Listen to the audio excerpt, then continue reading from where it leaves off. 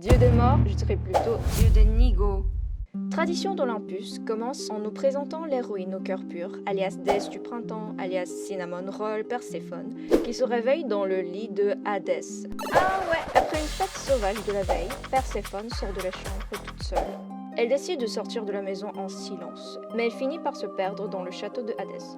Alors qu'elle essaye de trouver une sortie, elle aperçoit un chien gigantesque. Waf!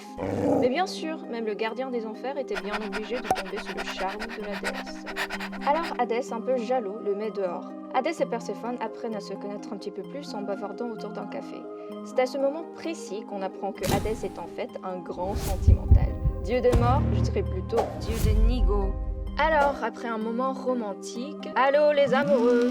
Hadès reçoit un appel de son frère Zeus qui lui rappelle de venir au brunch familial. Hadès sort de la maison pour la raccompagner à l'Olympe. Alors qu'ils sont en train de marcher vers la voiture, un paparazzi qui se cachait dans un buisson réussit à les prendre en photo.